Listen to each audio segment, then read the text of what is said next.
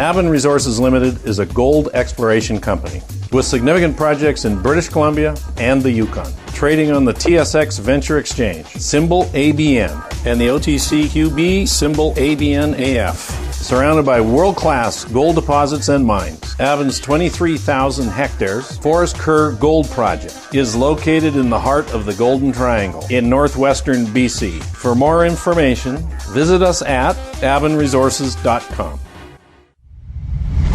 You're listening to HowStreet.com radio, available online at TalkDigitalNetwork.com. Welcome to HowStreet.com radio, the online source for market opinions. Here is Jim Goddard. My guest is Ted Dixon, CEO and co-founder of InkResearch.ca.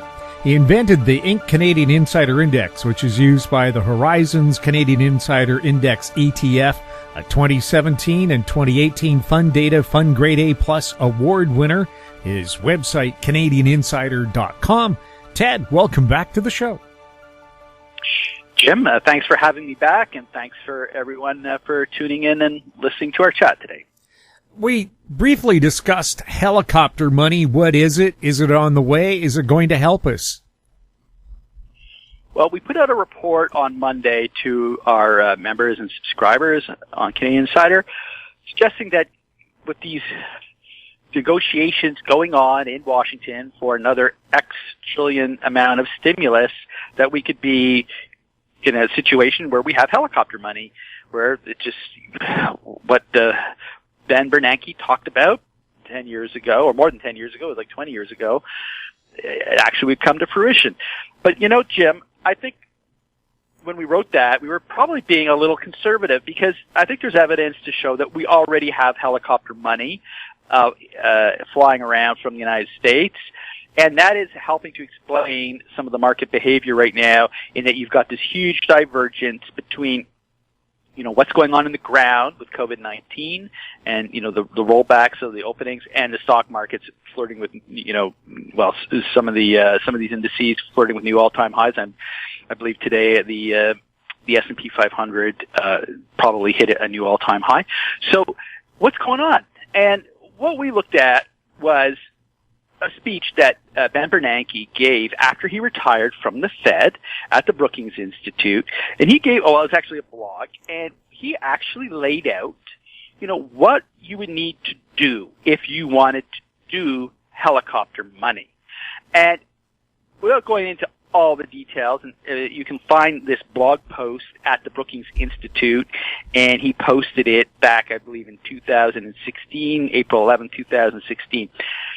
A couple of things, and let's just not get too far into the weeds here, but basically, you gotta make people believe that this is like a gift, and that in that the government's giving you something and it's not going to tax it back right away. So that's very important to keep in mind. No one, I think, is thinking about the government undoing stimulus today, but let's keep that in mind as we get closer to the election and hear what Joe Biden has to say. Okay? So, but for the time being, you got to believe the government's giving you this money and they're not going to want to take it back. Okay, let's assume we have that. But there's a couple of other problems that Bernanke talked about. He goes, well, you know, the problem right now with the Fed has is that they can print all this money, but then the money goes into the banking system and we have to pay interest on it, on reserves. So basically what that means, there's an incentive sort of for the banks to sit there with this cash, and, you know, because the Fed will pay them an interest rate on it. And that's a problem, because then the Treasury essentially is end up having to pay that one way or the other, that interest. And that's really helicopter money. Helicopter money, it's got to be a free for all for everyone. Like, the Treasury is not going to have to incur any costs, and, you know, it's just got to be printing, or a true printing press. And that was a problem with the old QE, the Bernanke QE. They didn't do that. And when you read that blog, it kind of explains why, because Ben Bernanke would have thought, well, you know, if we got rid of this interest on the reserves, the helicopter money, we weren't ready for that. But I think we've seen that here now, because what the government has done, the U.S. government, the U.S. Treasury got together with the Fed, and they launched this thing called a special purpose vehicle. And to cut a long story short, they basically, the Treasury went out and borrowed some money, issued some bonds. What they did with this money is they brought it back to the Fed, and they said, okay, let's do this fund that can invest up to $750 billion worth of cash into the credit markets, junk bond markets, the like. And let's just get BlackRock to pick and choose who's going to get the money. But the interesting thing about this is that not only is it taking this money that the Treasury borrowed and putting it back into, in this case again, Wall Street, but they're going to make money off of this, because what BlackRock's going to do, they're going to go and invest it, and they're going to get a return. Well, I don't know how much they're going to get, but 3%, 5%, 8%, and the Treasury borrowed this money at basically under, whatever they got. They had to lend whatever they had to pay on their bonds. They're paying 50 basis points. It's under 1%. So that deals with Bernanke's problem about, you can't, if you're going to have helicopter money, it's got to be a free ride for the Treasury too. Well, not only is it a free ride, you think about it, let's just say, the Treasury has to spend 10 basis points on excess reserves on $1 trillion. Okay, so you got $10 billion you got to pay on that. But what if they're making 5%, on that? Then they're clearly in the money based off of this little formula that you've got here with this special purpose vehicle. So, it's been quite a period, Jim, of innovation in the medical field and in the technology field for dealing with this COVID-19, but the government also figured out a thing or two on how to deal with it. So it's actually quite interesting what we've done here with what we've seen happen with the Fed and with the Treasury, and in fact, by them getting together and doing this special purpose vehicle, it also deals with one of the other problems that the former Fed chairman alluded to, and that was, oh my goodness, what if the Treasury can't totally be in control here. The Fed has to have some say in what's going on. Well, this special purpose vehicle is essentially a joint venture between the Fed and the Treasury. So you've got this other problem that Bernanke referenced, which was the governance problem, that is taken care of as well. So it actually worked out quite well. And I think I said that if you had 10 basis points on $1 trillion, it would be 10 billion. It's actually only $1 billion. But the fact of the matter is, this is better than what Bernanke imagined, because Bernanke was talking about all sorts of little tricks they could do and raise taxes on the banks to make this helicopter money work. Well, they've actually come up with something better, and that's just like, well, we'll get BlackRock to invest a bunch of this money that the Fed's going to create, and they'll pay a dividend to the Treasury. So we've got this $750 billion slush fund already that's been created. That's essentially helicopter money for Wall Street. So you don't have to ask yourself, why is the market going up again when cases in California are soaring? And there's your answer. And it also will help subsidize any interest costs on any future stimulus that might come down the pipe. In these negotiations that are going on between the Democrats and the Republicans, you got the crusty old Republicans in the Senate. At least that's what the brand they're trying to portray is, well, we have to hold the line here. We're not sure we can do another $2 trillion, maybe only $1 trillion.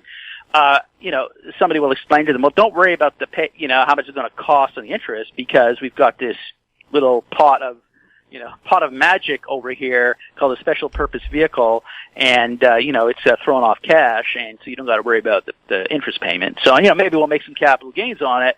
The way things are going in the market, who knows? We might do quite well on this. So not to worry, just keep spending. I mean, that will be the message.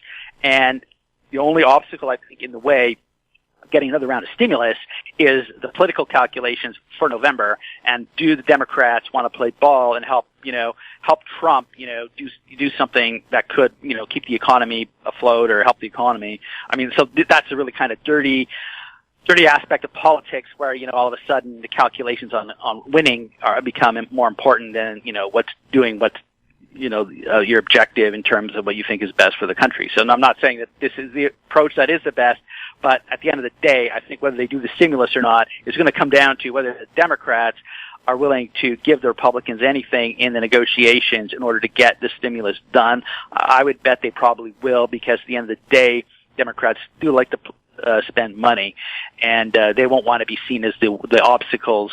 So yeah, I think they will get something done, and it is helicopter money, Jim. We are there, and we are off to the races. That's going to be very supportive of financial assets, and it's going to be supportive of, I believe, commodities this time. But things will be a lot more volatile, I think, than in the past. So you could get money could be shifting around. The thing about helicopters, when you drop something from a helicopter, you're not quite sure where it's going to land, and I don't think you can predict where all this money is going to end up, but it's going to have an effect, and just look out. Keep your eyes open, because there's a lot of cash floating around, and I expect there's going to be a bit more here over the next few months. We'll have more with Ted Dixon right after this. Engineer Gold Mines is focused on the exploration and development of the historic high-grade Engineer Gold Mine situated 32 kilometers southwest of Atlan, British Columbia. Engineer Gold Mines is fully permitted for surface and underground exploration, with the drill program now underway. Engineer Gold Mines Limited trades on the TSX Venture Exchange, symbol EAU. For more information, please visit us at engineergoldmines.com.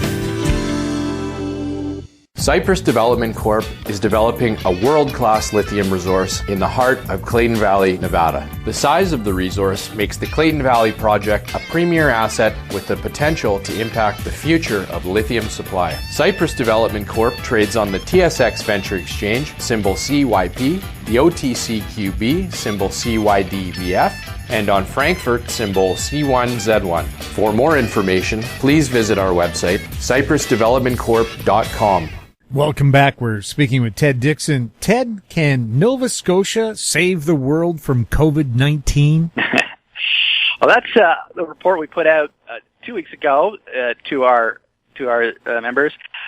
Basically, we were looking at some developments in the Canadian market, and something that I talked about in the chat was a company based out of Nova Scotia, and it's called Sona Nanotech, and basically, and this is a stock, by the way, that I own for full disclosure, but and I discussed this in the chat, so for those who are Canadian Insider Club members and subscribers, and go in and take a look at that in our COVID-19 channel. But basically, they've got a test that uses actual gold nanoparticles to detect all sorts of things, and they developed one for COVID-19. Now, it is an antigen test. So normally these antigen tests, help determine whether there's antibodies. So you had the virus and now maybe you're immune. But if my understanding is correct, they believe they have the ability to detect the actual presence of the virus. Now, I am not a biologist. I don't pretend to be an expert in that field. Anybody who's curious should go and do their own due diligence on that. But what I can tell you, what I do know, is that the test is in field trials. So it's being looked at very carefully to see whether it does do this. And if they are successful, the big distinguishing feature of this test is that it's done at the point of care, and it's a rapid test, so you get the results right away. And all you have to do is turn on the news on any channel, your channel as well. Some stations cover the situation in the U.S. more than others on TV, but there are problems with tests. Some states have it down under control. Some states you have to wait weeks for your results.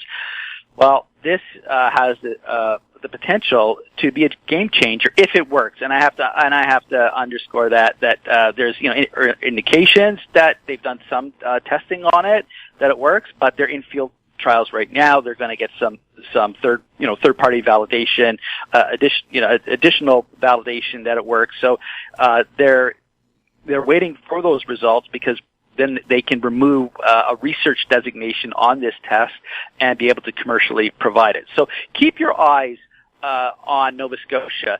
Interestingly enough, they're also involved with the human trials of the CanSino vaccine developed out of China. That has already been approved for the Chinese military in terms of a vaccine against COVID-19. There was a lot of hype in the market yesterday about an American peer-reviewed study on COVID-19. Well, the hype was this morning with after hours as well.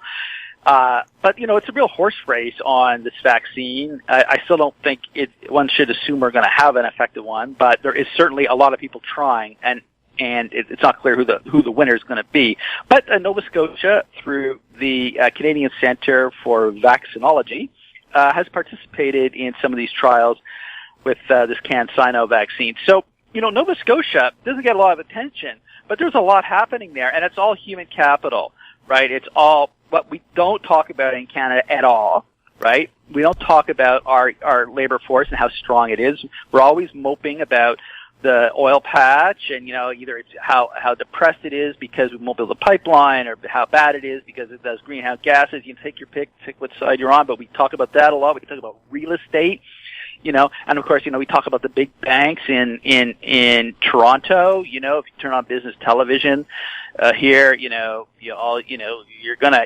Can you go a day without getting a story about a major Canadian bank? But you know what? There's more to the Canadian market and Canadian economy, fortunately, than the financial sector and the resource sector. And, this is going to be one, I think, of the positive trends that comes out of this COVID-19 experience, is the creativity, innovation we're seeing in the technology and biotechnology area. It's really allowing some of these Canadian companies you never heard of before to shine.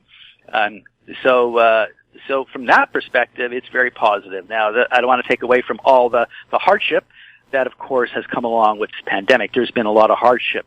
But as we get closer to perhaps moving through getting to the other side, we will, I think, get a dividend from this as a society. But of course, there's been a lot of costs, and a lot of Canadians have paid a very heavy price and are still paying that price to get us through this. But there are some positive developments that are happening, and take a look at our report from last week on can Nova Scotia save the world from COVID-19? And it's an optimistic story. Now, again, maybe these results come back from the field and they're not so good, and then that's it though. It's a good shot, and you shouldn't be penalized people for trying their best, and if you don't succeed, on to the next thing, because they have a lot of other potential ailments and that they can target. But of course, right now, COVID-19 is the big one that everyone's concerned about. Yes, and I'm just reading this article. Two University of Lethbridge professors say a couple of strains of cannabis appear to block the ability of the COVID virus to set up shop in your lungs or reproduce. But they also point out none of those strains are available in your local cannabis shop. Oh, well. oh well, there you go. But they're looking. I'm sure they're looking, and I'm sure some entrepreneuring cannabis stock that's trading under $1 might come up with the supply. Who knows? We'll have more with Ted Dixon right after this. Media recognition from Bloomberg, Reuters, Recycling Trade Publications. Patented process for 100% recovery of critical metals, including cobalt, lithium, nickel, manganese, aluminum. American Manganese is focused on recycling lithium-ion batteries for electric vehicles. American Manganese trades on the TSX Venture, AMY, the US, AMYZF, and Frankfurt 2AM. For more information, visit AmericanManganeseInc.com or phone me, Larry Ray, at 778-574-4444. Don't miss out. Stay informed. Receive the HowStreet.com weekly recap, with thought-provoking podcasts, radio, and articles delivered to your inbox. Sign up for the HowStreet.com weekly recap on our homepage at HowStreet.com. Welcome back. We're speaking with Ted Dixon. What's going on with the gold-silver ratio? Well, today, the gold-silver ratio moved below its June highs, and I was just checking this before we got on, and it's moved below it. And what that means is silver has started to outperform gold, I would say, on a breakout basis. Now, let's give it another day. We have this gold-silver ratio on the Canadian Insider site on the Market Center. It's free to take a look at. But if it can stay under 93.50, today it closed at 93.24, I think we've got a breakout of silver against gold.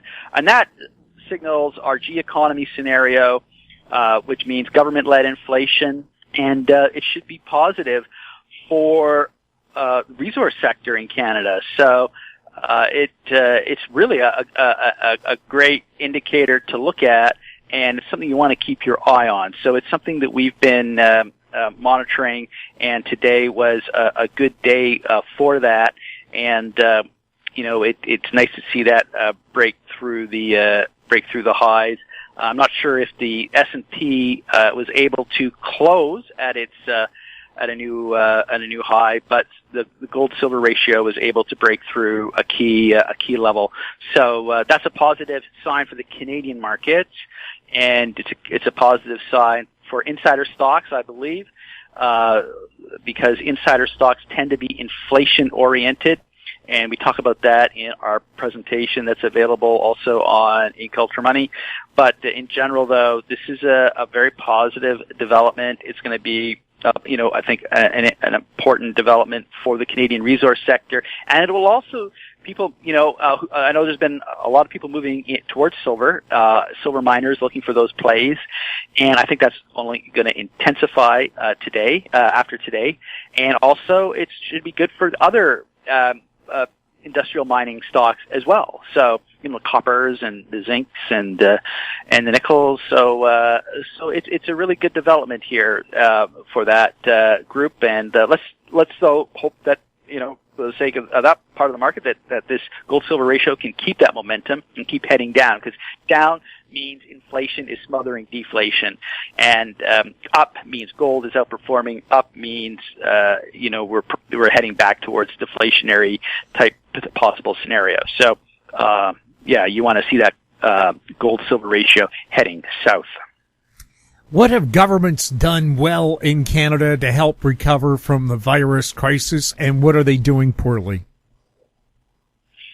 Well, in Canada, let's just bring it back to our Constitution. That providing good government is kind of the basis of our Constitution, and I think that tells you a lot when you compare the United States, where it's a pursuit of happiness, and the pursuit of happiness down south has come with a cost with COVID-19, and and at other times, it works in I think in Americans' favor. But in a pandemic, I think the good government aspect is something you learn to appreciate. It's not very exciting, but I think those governments in Canada that have focused on that. And interestingly enough, Jim, I like to draw this important, I think, observation, is that the further a government was from Ottawa, the better it seems to have done with COVID-19. Now, you look at Newfoundland, you look at New Brunswick, you look at PEI and Nova Scotia, they've all done very well. You look at BC, it's done very well. You look at the North, it's done pretty well. You look at Ontario, not so well. You look at Quebec, no, definitely not so well. But in general, the further you've been away from Ottawa, the better governments have performed. I think that's something Canadians should really actually keep in mind going forward. Like, why was that? And I think we really do need to, Jim, that question, I think it needs to be reviewed at the right time. And I think the right time is pretty soon, like next year. I don't think it's just, and what was done right and what was done wrong. I mean, we know some of the big mistakes that the federal government did early on. They didn't act at the borders. They were just either ignoring what was happening in Taiwan and in Asia, or they were ideologically driven to refuse to do that. I don't know, but it's important to find the answer about why they blew it. And I'm not in favor of closing the borders most of the time. But if you're going to have a border, it's there for a reason, and that is you can close it when there is an emergency. And there was an emergency, and unfortunately, we had a federal government that was more concerned about winning a seat on the UN Security Council when this was when this was unfolding, and they were distracted. So it was so Ottawa really dropped the ball. Now they got their act together. Finally, it was about they took them a few weeks or months, but they did get their act together. And then we had provinces like New Brunswick and British Columbia, which really did an outstanding job. So it's Canada finally sort of got its coordination together, and we didn't lead the world by any stretch in the response, but I think in general the politicians rallied around the good government clause, and in British Columbia we were quite fortunate, I think, in the way the government approached it, leaving it up to the health minister and the public health officer to take the charge, and that turned out to be the right strategy. So, we're not out of the woods yet, but so far we didn't have to do these shutdowns that you're seeing in the U.S. or that we saw in Europe. Some parts of the economy did have to shut down, and they paid a terrible price. The entertainment industry, for example, but construction, mining kept going through the whole thing, and let's hope that we're able to stay the course, and we'll have to see what the fall brings. But let's keep our eye on good government, keep our eye on public health if you're a provincial politician, and don't get distracted with other stuff. Right? This is the moment where good government has to show itself and be put into action. Ted, thank you so much for chatting with us. Well, thanks for having me back, Jim. My guest has been Ted Dixon, CEO and co-founder of inkresearch.ca, his website, CanadianInsider.com. If you have any questions for Ted or any of our other guests, you can send them to info@howstreet.com, our YouTube channel, Talk Digital Network. Find us on Twitter @HowStreet. We're also on Facebook. I'm Jim Goddard. Thank you for listening. Comments made on HowStreet.com radio are an expression of opinion only and should not be construed in any matter whatsoever as recommendations to buy or sell any financial instrument at any time. Available online at TalkDigitalNetwork.com. HowStreet.com radio is a production of HowStreet Media Incorporated.